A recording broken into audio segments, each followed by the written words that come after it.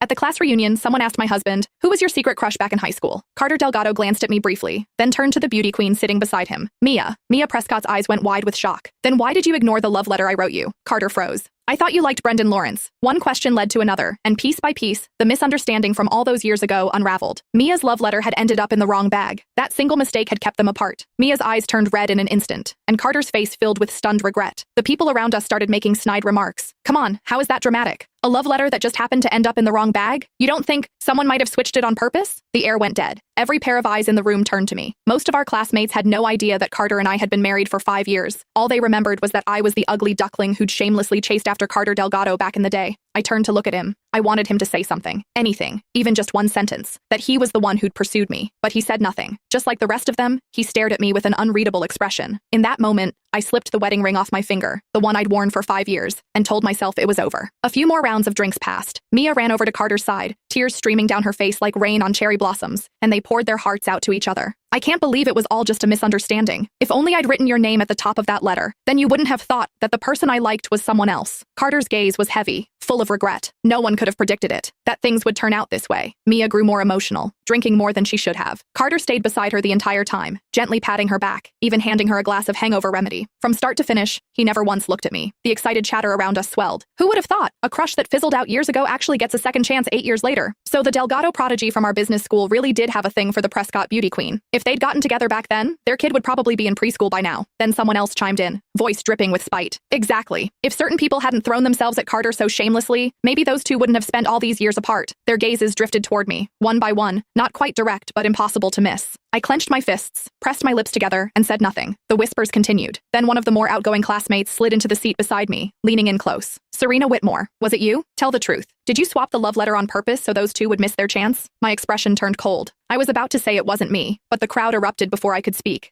I'd bet money on it. Everyone used to say Carter and Mia were the golden couple. They were obviously into each other. The only one who didn't get the memo was Serena, pining away, staring at Carter every chance she got. We all saw it. The second evening study hall ended. She'd drag him out to the track field. Who knows what other stunts she pulled? Swapping a love letter? That's nothing for someone like her. Obviously she did it. Do we even need to ask? None of them knew that Carter and I were together. 8 years as a couple. 5 years as husband and wife. They only remembered that I used to hang around Carter a lot. They assumed I was the one chasing him. A lovesick nobody reaching for someone out of her league, desperate to land the golden boy. But they didn't know the truth. From the very beginning, Carter was the one who pursued me. He was reserved by nature, never one for public displays. He'd never once posted about us on social media. Every step forward in our relationship had been his initiative, his doing. Yet somehow, he always came out looking like the innocent party. He was the prodigy of the business school, turning heads wherever he went, impossible to ignore. And me? In everyone's eyes, I was never good enough for him. But that was no reason for me to be mocked, to be humiliated. I